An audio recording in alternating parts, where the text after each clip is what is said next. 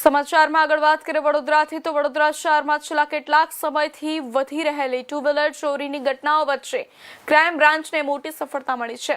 વિશ્વાસ પ્રોજેક્ટ અંતર્ગત ટેકનિકલ અને હ્યુમન ઇન્ટેલિજન્સના આધારે પોલીસે આંતરજિલ્લા વાહન ચોરી રેકેટનો પર્દાફાશ કર્યો છે।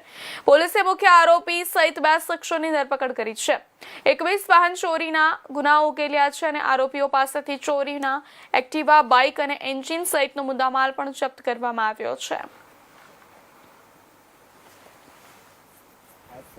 વડોદરા શહેરની અંદર ચાલુ વર્ષની અંદર વાહન ચોરીની ઘટનાઓ બનવા પામેલ અને એમાં પણ એક્ટિવા ચોરી ક્રાઇમ બ્રાન્ચના ધ્યાને આવેલ અને એમાં અમે હ્યુમન ઇન્ટેલિજન્સ અને સીસીટીવીના માધ્યમથી તપાસ હાથ ધરેલ અને ડીસીબીની કેટલીક ટીમો આમાં કામમાં લાગેલ। જે અનુસંધાને એક વ્યક્તિ કે જે મોઢા પર રૂમાલ બાંધીને શહેરના જુદા જુદા જગ્યાઓમાં એ સ્પોટ થયેલ।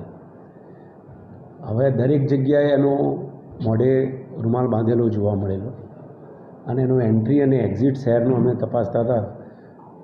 વિશ્વાસ પ્રોજેક્ટના જુદા જુદા સીસીટીવી અમે સંખ્યાબંધ તપાસ્યા અને એમાં એક વ્યક્તિને અમે ક્રાઇમ બ્રાન્ચે આઈડેન્ટિફાઈ કર્યો। આ વ્યક્તિને અમે ટુ વ્હીલર એક્ટિવા સાથે અમે પકડ્યો અને એની પાસે જરૂરી પુરાવા માગતા એની પાસે કોઈ પુરાવા નહોતા અને ભરૂચ પાસિંગની એક્ટિવા હતી। એની પાસે બીજી ઝડપી દરમિયાન 7 એક્ટિવાની ડુપ્લિકેટ ચાવીઓ પણ અમને મળી આવી, જેના પરથી અમને પ્રસ્થાપિત થયું કે આ વ્યક્તિ ચોર જ છે અને એની પાસેની એક્ટિવા પણ ભરૂચથી ચોરાઈ છે।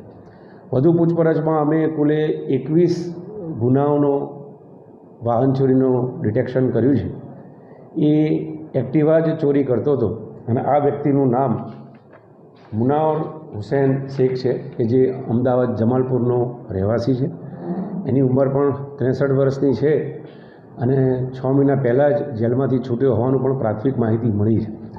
આ 21 વાહનો પૈકી વડોદરા શહેરના 9 છે, એ સિવાય બાકીના મહેસાણા, પાટણ, સુરેન્દ્રનગર, અમદાવાદ શહેર, અમદાવાદ રૂરલ અને આણંદ જિલ્લાના